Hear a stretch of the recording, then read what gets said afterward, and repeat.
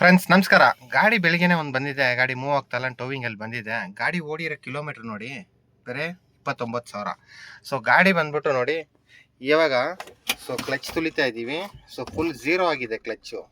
First gear ಹಾಕಿದ್ದೀವಿ ನೋಡಿ, first gear ಹಾಕಿದ್ದೀವಿ, ಕ್ಲಚ್ ಬಿಡ್ತಾ ಇದ್ದೀವಿ. ಝೀರೋ ಮೂವಿಂಗು, ಒಂದು ಸ್ವಲ್ಪನೂ ಮೂವ್ ಆಗ್ತಾ ಇಲ್ಲ. ಇದು ಹೆಂಗಾಗಿದೆ ಅಂದರೆ, ನಾವು ಗಾಡಿನ ಗೇರ್ ಹಾಕ್ತೀವಿ, ಗೇರ್ ಹಾಕ್ಬಿಟ್ಟು ಮೂವ್ ಮಾಡಿದ ಟೈಮಲ್ಲಿ ಕಾಲನ್ನ ಇದ್ರ ಮೇಲ್ಗಡೆನೇ ಇಟ್ಕೊಂಡು ಓಡಿಸೋದ್ರಿಂದ ಓವರ್ ಡ್ರೈವ್ ಅಂತ ಹೇಳ್ತೀವಿ. ಈ ಕ್ಲಚ್ ಬಂದು ಎಂಗೇಜಲ್ಲೇ ಇರುತ್ತೆ. ಆ್ಯಕ್ಚುಲಿ ಈ ವೀಲ್ ತಿರುಗ್ತಾ ಇದೆ, ಇದು ತಿರುಗ್ತಾ ಇರೋ ಟೈಮಲ್ಲಿ ಇದ್ರ ಮೇಲ್ಗಡೆ ನಾವು ಕೈ ಇಡ್ತಾ ಇದ್ರೆ ವೇರೆಂಟೆಡ್ ಆಗುತ್ತೆ. ಅದಕ್ಕೆ ಕ್ಲಚ್ಚಿನ ಬಂದ್ಬಿಟ್ಟು ಗೇರ್ ಹಾಕಿದ್ಮೇಲೆ ತೆಗೆದು ಬಿಡಬೇಕು ಅಂತ ಹೇಳ್ತೀವಿ. ಡ್ರೈವಿಂಗ್ ಸ್ಕೂಲಲ್ಲಿ ಹೇಳ್ಕೊಡೋ ಟೈಮಲ್ಲಿ ನಮಗೆ 10 to 20 ಸ್ಪೀಡಲ್ಲಿ ಹೇಳ್ಕೊಡ್ತಾರೆ, 10 to 15 ಸ್ಪೀಡಲ್ಲಿ. ಅವಾಗ ಏನು ಮಾಡಬೇಕಂದ್ರೆ ಕ್ಲಚ್ಚಿನ ನಾವು ಹಿಡ್ಕೊಂಡೆ ಗಾಡಿನ ಓಡಿಸ್ಬೇಕಾಗತ್ತೆ. ಆ ಟೈಮಲ್ಲಿ ಕಾಲು ಇಟ್ಕೋಬೋದು. 60-70 ಸ್ಪೀಡಲ್ಲಿ ಇದ್ರ ಮೇಲ್ಗಡೆ ಕಾಲು ಇಡಬಾರ್ದು. 60-70 ಸ್ಪೀಡಲ್ಲಿ ಬಿಫೋರ್ ಕ್ಲಚ್ ಪ್ರೆಸ್ ಮಾಡ್ತಾರೆ, ಆಫ್ಟರ್ ಬ್ರೇಕ್ ಪ್ರೆಸ್ ಮಾಡ್ತಾರೆ. ಇದರಿಂದ ಪ್ರಾಬ್ಲಮ್ ಆಗೋದು. ಡ್ರೈವಿಂಗ್ ಸ್ಕೂಲಲ್ಲಿ 10 to 20 ಸ್ಪೀಡಲ್ಲಿ ಬಿಫೋರ್ ಕ್ಲಚ್ಚು ಆಫ್ಟರ್ ಬ್ರೇಕ್ ಅಂತ ಹೇಳ್ಕೊಡ್ತೀವಿ. ಇವಾಗ ಬಂದ್ಬಿಟ್ಟು 60-70 ಸ್ಪೀಡಲ್ಲಿ ನಾವು ಬಿಫೋರ್ ಬ್ರೇಕ್ನ ಪ್ರೆಸ್ ಮಾಡಬೇಕು, ಆಮೇಲೆ ಇದು. ಇವಾಗ ಬಂದ್ಬಿಟ್ಟು ನಿಮಗೆ ಇದನ್ನು ಕ್ಲಚ್ ಬಿಫೋರ್ ಆಗಿ ನಿಮಗೆ ವಿಡಿಯೋ ಮಾಡ್ತಾ ಇರೋದು.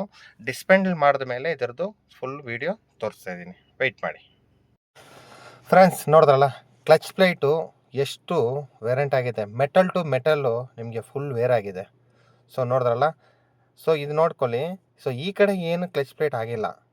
ನಮಗೆ ಎಂಗೇಜ್ ಸೈಡು ಕ್ಲಚ್ ಮೇಲೆ ಕಾಲು ಇಟ್ಕೊಂಡು ಗಾಡಿ ಓಡಿಸಿದ್ರೆ ನಿಮಗೆ ಕ್ಲಚ್ ಪ್ಲೇಟ್ ಫುಲ್ ವೇರೆಂಟೆಡ್ ಆಗ್ತಾಯಿದೆ ಅಂತ ನಿಮಗೆ ಸುಮಾರು ಸಲ ಹೇಳ್ತಾ ಇದ್ದೀನಿ. ಅದು ಕ್ಲಚ್ ಪ್ಲೇಟ್ ಕಂಡೀಷನ್ನು.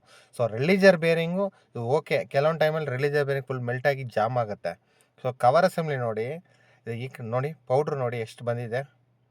ಫುಲ್ ವೇರಾಗಿ ಅದೇನಾಗುತ್ತೆ ಅಂದರೆ ಫುಲ್ ಬಂದ್ಬಿಟ್ಟು ಇಲ್ಲಿ ಫಿಂಗರಲ್ಲಿ ಸ್ಟಕ್ ಆಗಿಬಿಡುತ್ತೆ. ಗಾಡಿ ಝೀರೋ ಮೂವಿಂಗ್ ಆಗಿರೋದು. ಬಿಫೋರ್ ನೋಡ್ತಾ ಇದ್ದೀರಾ. ಇದು ನೋಡಿ, ಕವರ್ ಅಸೆಂಬ್ಲಿ ಫುಲ್ ಹೋಗಿದೆ.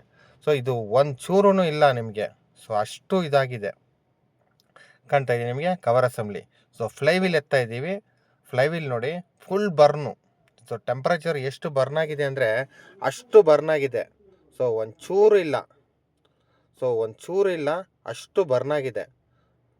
ಹಿಂದ್ಗಡೆ ನೋಡಿ ಫುಲ್ ಕಬ್ಬಿಣದು ಎಷ್ಟು ರೋಸ್ಟ್ ಆಗಿದೆ. ಅಷ್ಟು ರೋಸ್ಟ್ ಆಗಿದೆ.